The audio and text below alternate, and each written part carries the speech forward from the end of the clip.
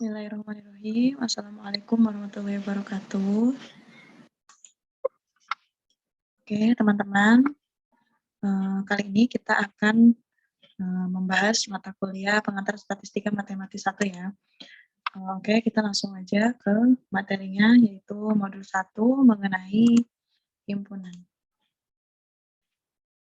Nah, mungkin teman-teman di sini sudah tidak asing lagi ya dengan materi himpunan.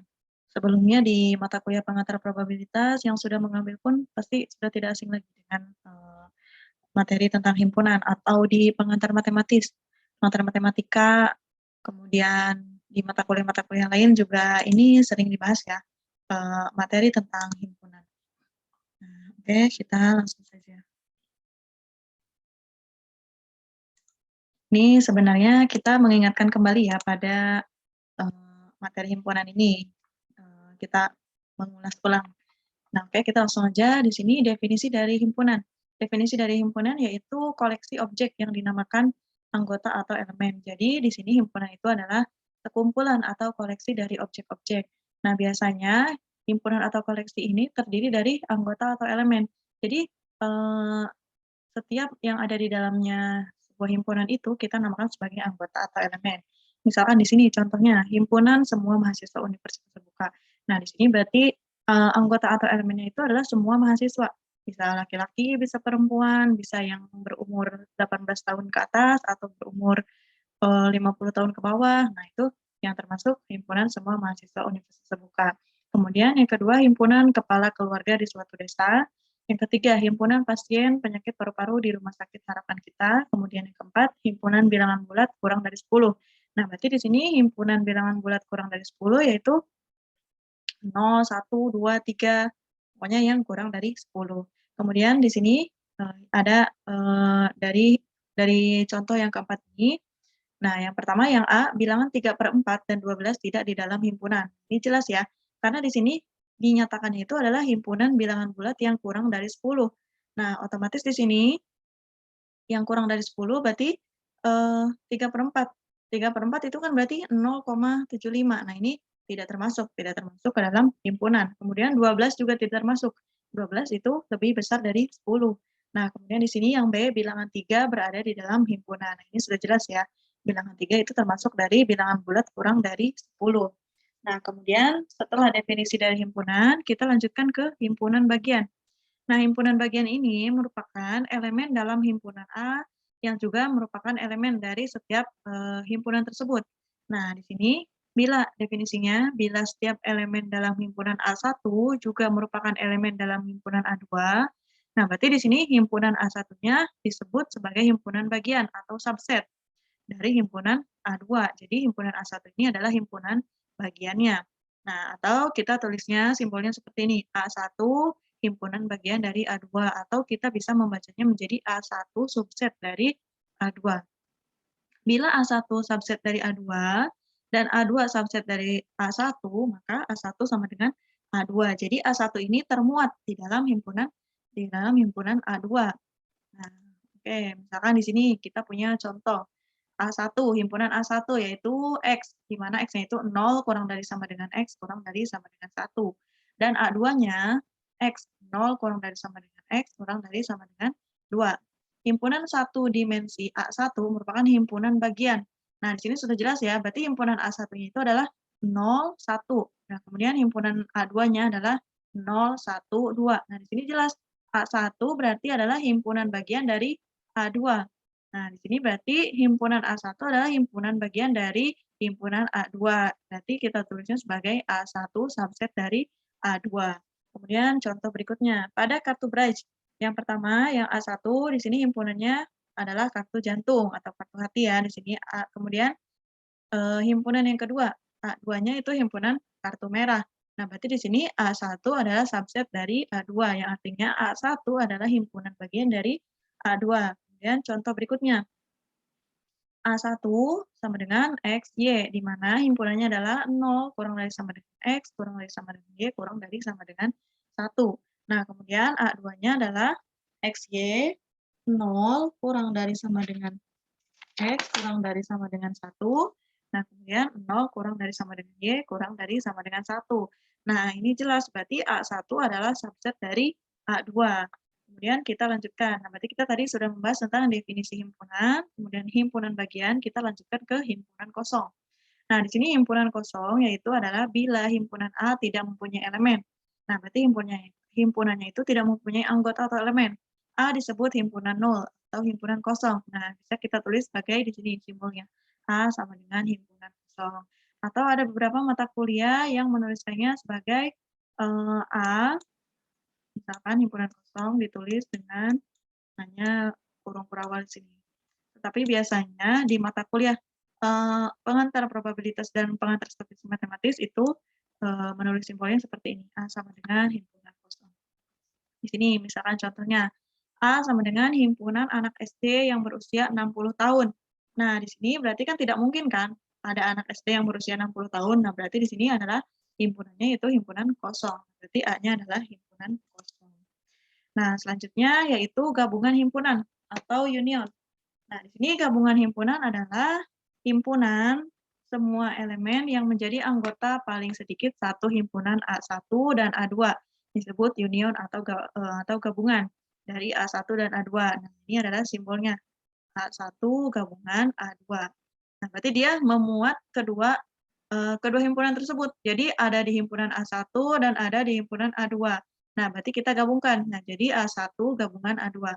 Union dari himpunan A1, A2, A3, dan seterusnya adalah himpunan yang elemen-elemennya menjadi anggota dari paling sedikit satu himpunan tersebut. Union ini bisa kita tuliskan, nah ini kalau anggotanya banyak, lebih dari 2, nah kita tulis saja semua. A1 gabungan A2, gabungan A3, gabungan A4, dan seterusnya. Atau A1 gabungan A2, gabungan sampai gabungan AK dengan K-nya ini jumlahnya ada berapa himpunan ya. Nah, kemudian kita lanjutkan ke contoh. Contohnya misalkan di sini A1 adalah himpunan X, di mana X sama dengan 0, 1, sampai 5. Berarti 0, 1, 2, 3, 4, 5. Kemudian A2-nya X di mana X sama dengan 4, 5, sampai 10. Berarti 4, 5, 6, 7, 8, 9, 10. Nah, berarti kalau kita gabungkan himpunannya, A1 gabungan A2 sama dengan X, di mana X sama dengan, nah berarti dari A1 ini, anggota A1 digabung dengan anggota A2. Berarti 0, 1, 2, 3, 4, 5, 6, 7, 8, 9, 10. Nah, jadi ini adalah gabungannya. Nah, kemudian setelah gabungan, kita lanjutkan ke irisan. Nah, teman-teman harus bisa membedakan ya antara gabungan dan irisan. Nah, di sini kalau irisan itu himpunan yang elemen-elemennya menjadi anggota setiap himpunan A1 dan A2, disebut interseksi atau irisan A1 dan A2. Nah, ini simbolnya. Untuk irisan itu simbolnya seperti huruf N, untuk gabungan itu simbolnya seperti huruf U. Nah, misalkan di sini kita langsung ke contoh ya. Kalau gabungan tadi kan kita gabung semua anggotanya ya dari A1 dan A2. Sedangkan untuk irisan itu hanya anggota-anggota yang elemennya sama atau yang mempunyai kedua elemen sama dari kedua himpunan tersebut atau beberapa himpunan tersebut. Misalkan di sini kita punya contoh A1 adalah himpunannya X, Y, di sini adalah 0,0, 0,1, 1,1. Nah, kemudian A2-nya, nah di sini himpunannya 1,1, 1,2, dan 2,1. Nah, berarti untuk irisannya kita cari himpunan yang sama. Di sini himpunan yang samanya berarti adalah hanya satu anggota, yaitu 1,1 dan 1,1. Nah, berarti irisan A1, irisan A2 adalah himpunan atau anggota elemennya adalah 1,1. Jadi hanya dicari anggota atau elemen yang sama. Kemudian contoh berikutnya, A1 di mana XY 0 kurang dari X ditambah Y kurang dari sama dengan 1. Nah, kemudian A2-nya 1 kurang dari X ditambah Y. Nah, ini sudah jelas adalah himpunan kosong. Berarti tidak ada anggota yang sama dari kedua himpunan tersebut, dari himpunan A1 dan himpunan A2. Kemudian contoh berikutnya, A1, X di mana 0 kurang dari sama dengan X kurang dari 1 per K. Dengan K-nya sama dengan 1, 2, 3, dan seterusnya. Kemudian di sini A1, irisan A2, irisan A3, nah sampai irisan berikutnya sama dengan 0, karena titik 0 ini menjadi anggota setiap himpunan A1, A2, A3, dan seterusnya. Nah, Nah, itu perbedaan dari gabungan dan irisan. Nah, sekarang kita lanjutkan ke himpunan semesta dan notasinya. Nah, sebenarnya ini harusnya dicantumkan di awal ya, sebelum kita membahas tadi tentang gabungan dan irisan. Nah, di sini himpunan semesta itu adalah himpunan semua elemen yang menjadi bahan pembicaraan. Nah, yang menjadi bahan pembicaraan atau semesta pembicaraan dari ruang tersebut. Nah, di sini biasanya himpunan semesta itu kita beri notasi dengan huruf besar. Seperti tadi, himpunan A, himpunan B, atau himpunan C, atau himpunan X, himpunan Y, dan seterusnya. Nah, ini kita notasikan dengan huruf besar. Nah, sedangkan untuk anggota atau elemennya, misalkan anggota atau elemennya itu bukan berupa angka, misalkan anggota atau elemennya itu masih berupa huruf, nah berarti kita pakai huruf huruf kecil, misalkan A, B, C. Nah, ini untuk anggota atau elemennya. Sedangkan untuk himpunan semestanya, kita beri notasi huruf huruf besar. Misalkan contoh, dalam pembicaraan tentang mahasiswa Indonesia, maka A sama dengan semua orang Indonesia yang berpredikat mahasiswa. Nah, berarti di sini adalah himpunan semestanya A. Kemudian kita punya himpunan bagian. Nah, di sini himpunan bagian. Bagiannya adalah himpunan mahasiswa UT. Nah, di sini kan himpunan semestanya adalah himpunan mahasiswa Indonesia yang berpredikat mahasiswa. Nah, misalkan di sini A1 himpunan mahasiswa UT. Berarti A1 adalah subset dari A atau A1 adalah himpunan bagian dari A. Nah, kemudian A2 himpunan mahasiswa Indonesia di USA. Nah, ini juga A2 itu adalah himpunan bagian atau subsetnya, subset dari himpunan A. Nah, berarti di sini A dikatakan sebagai himpunan semesta atau himpunan yang menjadi bahan pembicaraannya dari ruang ruang bagian yang ada di himpunan tersebut. Nah, misalkan di sini contoh, dalam melempar sebuah dadu 1 kali, maka kita punya himpunan semesta.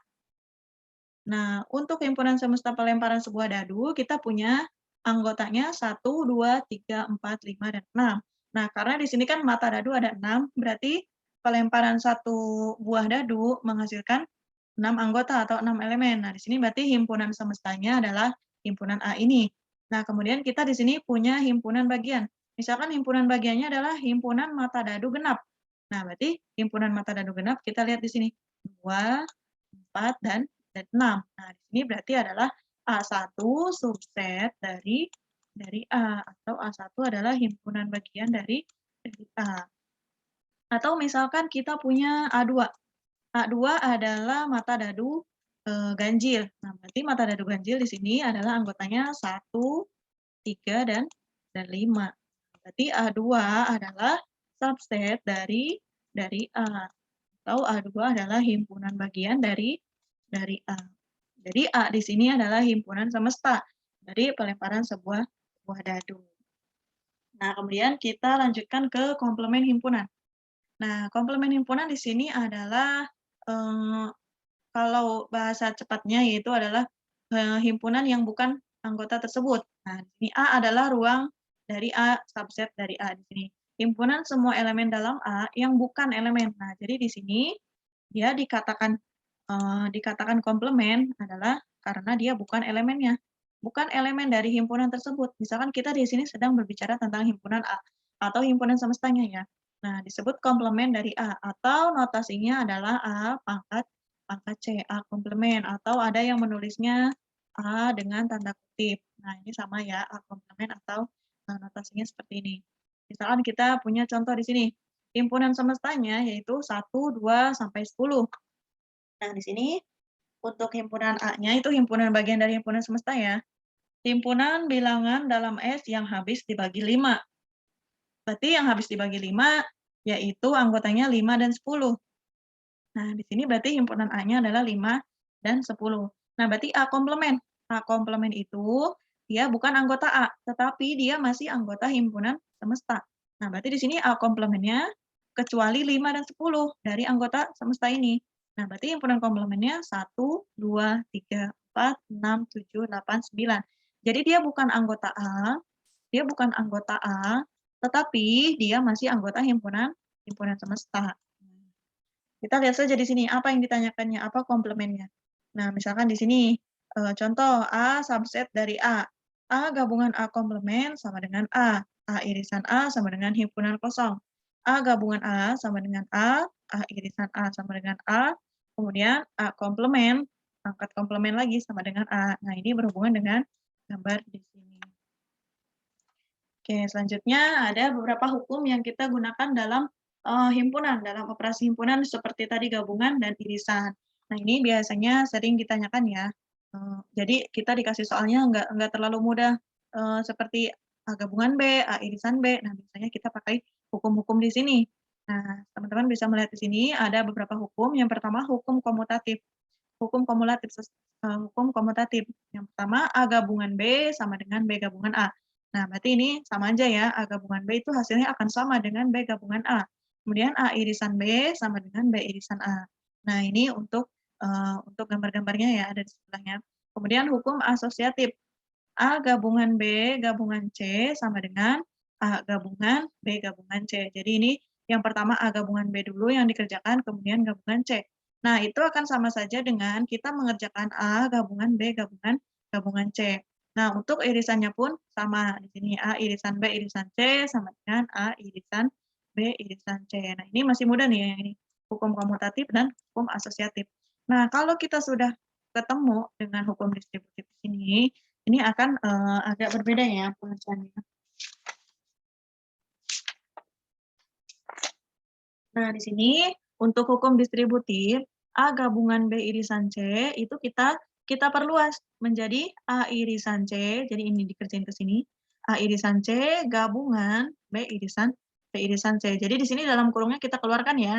Nah, ini untuk hukum distributif nih, teman-teman harus memperhatikan yang hukum distributif ini. Kemudian A irisan B gabungan C sama dengan A gabungan C. Nah, ini berarti kita keluarkan A gabungan C irisan B gabungan C lagi. Nah, jadi ini harus diperhatikan. Kemudian ada lagi hukum De Morgan. Nah, hukum De Morgan ini yaitu berhubungan dengan himpunan komplement. Nah, di sini A gabungan B komplement sama dengan A komplement irisan B komplement. Nah, ini yang tadinya gabungan kita keluarkan jadi irisan. Nah, ini kebalikannya. Nah, kemudian A irisan B komplement sama dengan A komplement gabungan B komplement. Jadi, kalau misalkan diberikan himpunan, ada pertanyaannya seperti ini, teman-teman kerjakan dengan hukum De Morgan. Nah, ini hukum De Morgan ini diperoleh dari A komplement gabungan B komplement, pangkat komplement lagi. Jadi ini udah komplement, digabung komplement lagi, terus di dalam kurung komplement lagi sama dengan A irisan B. Nah, ini yang tadinya gabungan jadi irisan. Kemudian A komplement irisan B komplement sama dengan A gabungan B. Nah, sini selanjutnya ada operasi lain pada himpunan. Di sini operasi lain pada himpunan biasanya selain yang tadi gabungan, irisan, jadi ada beberapa soal yang biasanya ditanyakan selain gabungan dan irisan atau dari hukum-hukum tadi. Nah, di sini ada yang pertama beda. Beda atau biasanya kita pakainya selisih ya. Nah, di sini di modul PSM ini dikatakannya beda. Biasanya dipakai itu selisih. Nah, ini sama aja sih sebenarnya. Nah, di sini definisinya. Nah, beda A dengan beda B ditulis. Nah, di sini A selisih B ini biasanya saya nyebutnya selisih ya, udah kebiasaan selisih.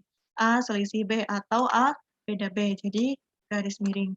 Nah, kemudian A selisih B sama dengan A irisan B komplement. Nah, di sini artinya apabila kita punya himpunan A, nah irisan B komplement itu artinya X di mana X elemen A, jadi dia anggota A, tetapi dia bukan anggota B. Jadi yang dilihat adalah himpunan yang pertamanya. Nah, jadi di sini A selisih B itu sama dengan A irisan B komplement. Jadi dia anggota A, tetapi dia bukan anggota B. Nah, ini untuk daerah yang diarsirnya. A selisih B sama dengan ini. Jadi dia anggota A, tetapi dia bukan anggota B. Nah, kemudian kebalikannya kita lihat. B selisih A, berarti dia anggota B, tapi bukan anggota A. Nah, jadi teman-teman lihat, perhatikan himpunan yang mana dulu yang dikatakan ya, himpunan A dulu atau himpunan B dulu. Nah, di sini dapat kita katakan bahwa dari gambar di atas bahwa A selisih B itu tidak sama dengan B selisih A. Nah, ini dari diagram pennya aja sudah jelas yang mana yang diarsir dulu. Jadi A selisih B itu tidak sama dengan B selisih A. Nih, yang kedua, apabila B subset dari A, maka A selisih B ditulis A min B. Nah, ini bisa ditulis juga dengan A min B. Karena A irisan B himpunan bagian dari A, maka A selisih B sama dengan A dikurangi A irisan B. Nah, ini kalau dia himpunan bagian dari sama dengan A. Nah, kemudian yang D, karena A himpunan bagian dari A, maka himpunan kosong itu sama dengan A selisih A. Itu beberapa sifat dari selisih atau beda. Nah, kemudian di sini ada lagi beda simetris. Nah, beda simetris di sini atau selisih simetris definisinya yaitu beda simetris dari A dan B ditulis dengan notasi, nah ini notasinya, A selisih simetris dari B, atau ada yang membuat notasi seperti ini, A selisih simetris dari B. Nah, biasanya ada yang menulis seperti ini. Nah, ini untuk definisinya, A selisih simetris dari B yaitu A irisan B komplement gabungan A komplement irisan B, atau A selisih B gabungan B selisih A. Jadi dia merupakan, kalau kita gambar diagram Venn-nya, nah di sini adalah A selisih simetris dari B. Nah, di sini A dan B mempunyai sifat saling asing atau disjoint bila dan hanya bila A irisan B sama dengan himpunan kosong. Nah, di sini dari gambar di sini terlihat bahwa A irisan B sama dengan himpunan kosong bila dan hanya bila A himpunan bagian dari B komplement. Kemudian dan bila dan hanya bila B himpunan bagian dari A komplement. Jadi dia saling asing. Jadi dia tidak punya irisan atau irisannya adalah himpunan kosong. Jadi dia saling asing. Berpisah ya di sini himpunannya, kedua himpunannya. Nah, kemudian ini kalau dua himpunan. Kalau tiga himpunan, A, B, dan C saling asing, berarti A irisan B, irisan C sama dengan himpunan kosong. Artinya di sini A irisan B himpunan kosong, A irisan C himpunan kosong, dan B irisan C juga himpunan kosong. Nah, ini sudah jelas ya di sini. Dia tidak punya irisan. Nah, ini tidak saling berhubungan. Nah, kalau ini jelas punya irisan, A irisan B, dan B irisan C. Nah, kemudian di sini ada partisi. Partisi dari A adalah A1, A2, sampai AN. Sedemikian sehingga A sama dengan gabungan N dengan I sama dengan 1. Di sini A1-nya sama dengan A1 gabungan A2 sampai gabungan AN. Dengan AI irisan AJ sama dengan himpunan kosong. Untuk I tidak sama dengan J. Sebenarnya partisi ini jarang dipertanyakan ya kalau partisi. Biasanya gabungan, irisan, hukum-hukum yang digunakan, kemudian yang tadi sebelumnya selisih dan selisih simetris. Nah, di sini partisi ada beberapa contohnya, misalkan himpunan A, himpunan mahasiswa UT, himpunan B, himpunan mahasiswa UI, kemudian himpunan C adalah siswa SMP Negeri 19 Jakarta. Nah, di sini bila tidak ada mahasiswa UI yang juga mahasiswa UT, A irisan B sama dengan himpunan kosong, atau A dan B saling asing. Nah, ini beberapa contoh dari partisi ya. Nah, kemudian bila ada A irisan B tidak sama dengan himpunan kosong, atau A dan B tidak saling asing. Nah, kemudian A irisan B sama dengan himpunan kosong sama dengan B irisan C. A selisih B, berarti mahasiswa UT yang tidak merangkap menjadi mahasiswa UI. B selisih A, mahasiswa UI yang tidak merangkap menjadi mahasiswa UT. Nah, berarti yang bagian F, A selisih simetris dari B sama dengan A selisih B gabungan B selisih A. Berarti mahasiswa UT saja atau mahasiswa UI saja, tidak termasuk mahasiswa yang merangkap. Jadi dia masing-masing ya. Kemudian, bila A irisan B sama dengan himpunan kosong, dan A irisan C sama dengan himpunan kosong, dan B irisan C sama dengan himpunan kosong, nah berarti A irisan B irisan C-nya juga sama dengan himpunan kosong. Atau A, B, dan C saling asing. Nah, tadi ya sudah dikatakan sebelumnya.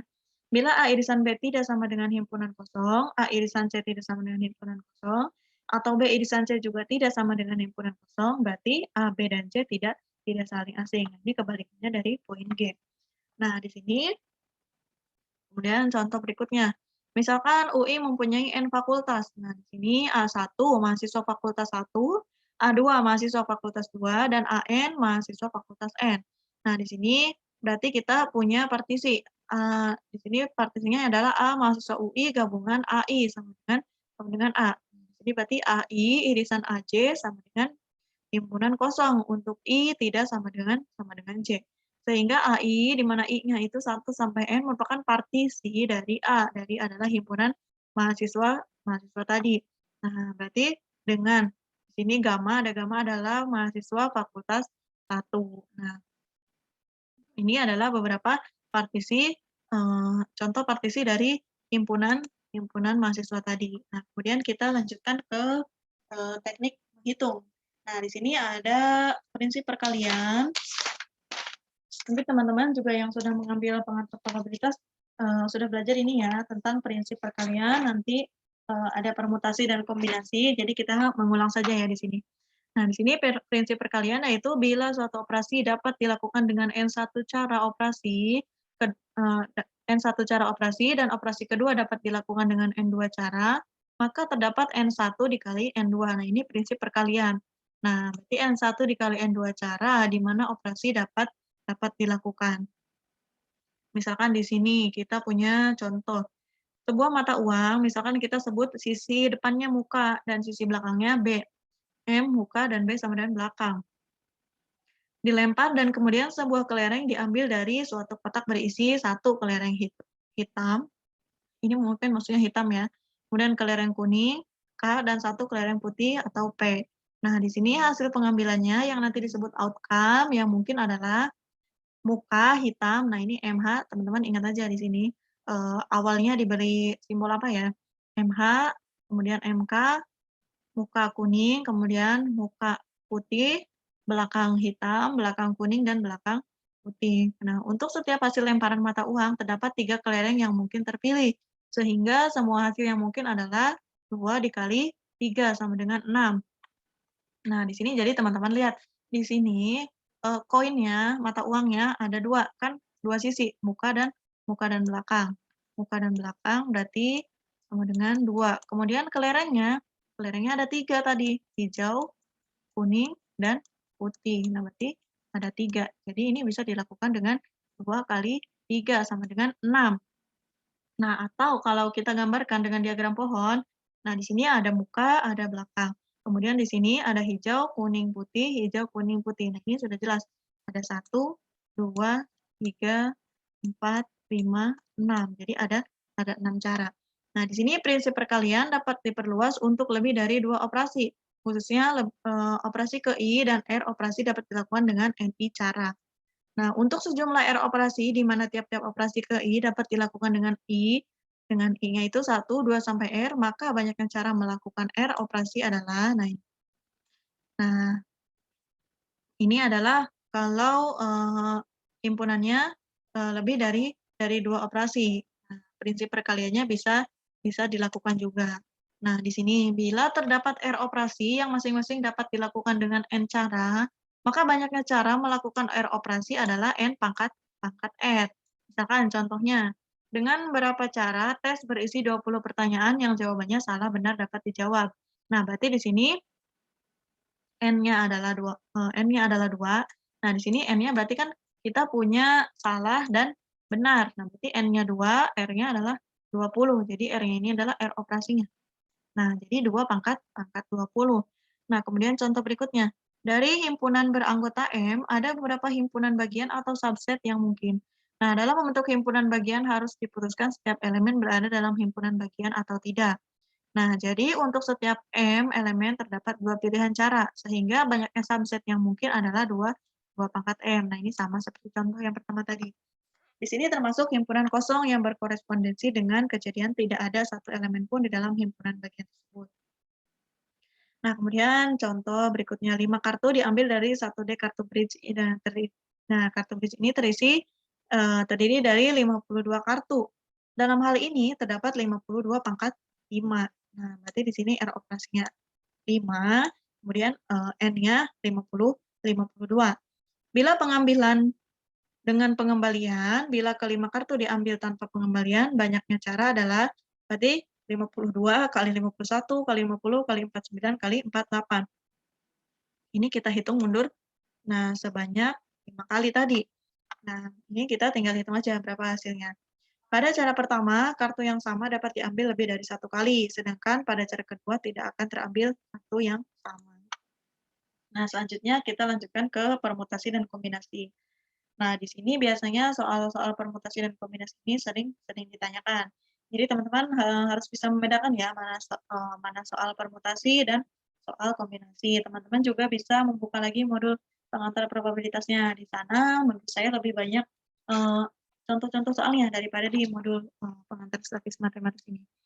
Nah, di sini kita kembali lagi dengan notasinya. Di sini n tanda seru kita baca dengan n faktorial. Nah, di sini n sama dengan n dikali n min 1 sampai 1. N faktorial sama dengan n dikali n min 1 sampai n dikurangi k plus 1 dikali n dikurangi k faktorial. Nah, ini beberapa sifat dari faktorial ya. Nah, misalkan di sini kita punya contoh untuk contoh perhitungan faktorial. Nah, teman-teman, kalau misalkan angkanya besar, teman-teman bisa menggunakan kalkulator. Nah, di sini 5 faktorial, berarti kan 5 kali 4 kali 3 kali 21 sama dengan 120. 6 faktorial sama 6 kali 5 kali 4 kali 3 kali 2 kali 1, 270. Nah, kalau misalkan pertanyaannya 24 faktorial, nah, teman-teman bisa pakai kalkulator. Kemudian di sini ada 6 faktorial dibagi 5 faktorial. Nah, ini bisa menggunakan cara 6 dikali 5 faktorial dibagi 5 faktorial. Berarti 5 faktorial dibagi 5 faktorial sama dengan 1 atau 6 kali 1 sama dengan 6. Nah, ini beberapa contoh perhitungan faktorial. Nah, di sini beberapa rumus bermanfaat untuk menghitung banyaknya rangkaian yang mungkin dalam kasus-kasus tertentu. Rangkaian berurut dari suatu himpunan objek disebut permutasi. Teman-teman harus memperhatikan kalimat di sini, rangkaian terurut. Jadi untuk permutasi ini kita memperhatikan urutan. Nah, nanti kalau untuk kombinasi itu tidak memperhatikan urutan. Nah, di sini berarti banyaknya permutasi dari n objek yang berbeda adalah n faktorial. Nah, ini untuk permutasi. Banyaknya permutasi R objek yang diambil dari N objek adalah, nah ini untuk rumusnya, N permutasi R sama dengan N faktorial dibagi N dikurangi R faktorial. Nah ini kalau kita melibatkan R objek. Nah misalkan di sini contoh dari 4 huruf A, B, C, D diambil 4 huruf dengan memperhatikan urutan. Berarti kita memperhatikan urutan berbicara dengan permutasi. Berarti banyaknya cara adalah 4P2 sama dengan 4 faktorial dibagi, nah berarti kan 4 faktorial, N faktorial dibagi 4 dikurangi 2. 4 dikurangi 2 faktorial sama dengan 4 faktorial dibagi 2 faktorial sama dengan 12. Nah, ini kalau kita urutkan. Kalau urutkan secara manual. Ini sama hasilnya akan kita dapatkan yaitu 12 cara. Kemudian contoh berikutnya, sebuah kotak berisi N kartu, masing-masing bernomor 1, 2, sampai N. Bila 3 kartu diambil tanpa pengembalian, maka banyaknya cara pengambilan adalah, nah di sini kita punya N kartu, permutasi dengan 3. 3 kartu diambil tanpa pengembalian, berarti N faktorial dibagi N dikurangi 3 faktorial. Sama dengan N dikali N min 1 dikali N min 2.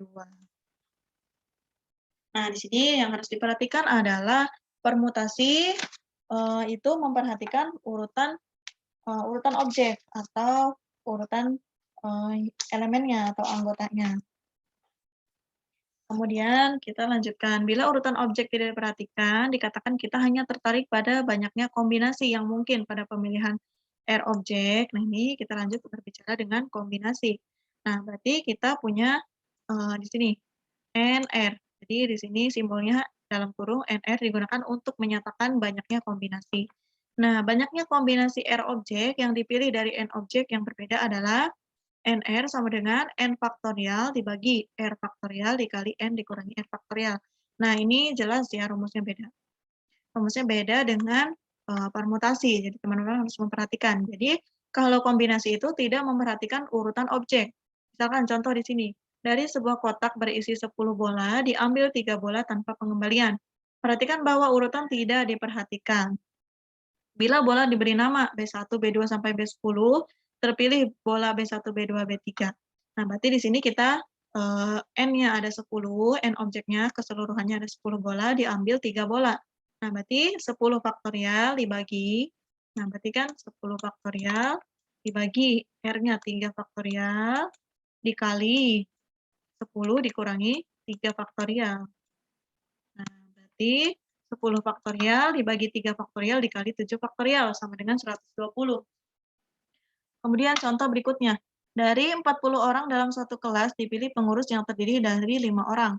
Nah, di sini urutannya tidak diperhatikan karena A1, A2, A3, A4 sampai A5 sama dengan terpilih. Nah, ini berarti urutannya tidak diperhatikan. Jadi sembarang aja mau dari A1 dulu, A2 dulu. Nah, sehingga kita menggunakan kombinasi. Banyaknya cara adalah berarti di sini kita punya N-nya 40 dan R-nya 5. Nah, di sini 45, berarti 40 faktorial dibagi 5 faktorial dikali 40 dikurangi 5 faktorial, berarti 35 faktorial. Nah, ini hasilnya. Di sini, misalkan A1 harus menjadi pengurus, maka terdapat pengurus lainnya yang dipilih dari 39 orang. Nah, berarti karena di sini A1 sudah terpilih, karena di sini diharuskan, A1-nya ini diharuskan, jadi dia diharuskan duluan, berarti dia dari 40 orang berkurang menjadi 39. Nah, berarti di sini N-nya menjadi 39. Nah, otomatis sisanya, karena tadi dari 5 orang ini sudah terpilih A1, nah berarti R-nya juga tinggal 4. Jadi N-nya 39, R-nya 4. Nah, jadi kemudian seterusnya, misalkan A2 karena sakit tidak boleh menjadi pengurus, maka banyaknya cara adalah karena di sini A2-nya tidak ada atau karena dia alasan sakit, nah berarti dari 40 orang itu berkurang menjadi 1. Jadi tetap 39, tetapi di sini untuk R-nya tetap menjadi 5. Oke, kemudian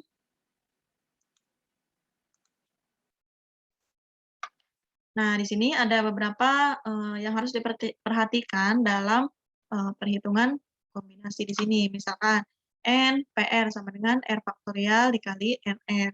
Nah, di sini ada beberapa, dari 1 sampai 6, di sini biasanya ada yang sering digunakan. Nah, di sini N 0 sama dengan 1. Misalkan, N-nya itu 2, 2 faktorial dibagi 0 faktorial dikali 2 dikurangi 1, 2 dikurangi 0 faktorial. Nah, berarti sama dengan 1. Nah, kemudian di sini misalkan, untuk kasus objek sama atau tidak dibedakan. Misalkan contohnya, di sini kita punya 5 kelereng, 2 hitam, 3 putih. Nah, ini untuk cara penyusunan ke-5 objek di sini, kalau misalkan kita, cara menyusunnya itu menggunakan cara manual ya. Nah, berarti banyaknya cara di sini sama dengan 5 faktorial. Nah, di sini kan N-nya sama dengan 5, kemudian di sini 2 hitam dan 3 putih. Nah, berarti ini kita masing-masing ya, 2 faktorial dan 3 faktorial, karena di sini objeknya sama atau tidak dibedakan. Nah, kemudian ada teorema banyaknya permutasi yang berbeda dari N objek dengan R di antaranya dari jenis pertama, dan sisanya N dikurangi R jenis kedua adalah NR sama dengan N faktorial dibagi R faktorial dikali N dikurangi R faktorial. Kemudian teorema berikutnya, banyaknya permutasi N objek di mana R1 objek dari jenis pertama, R2 objek dari jenis kedua, sampai RK objek dari jenis ke K.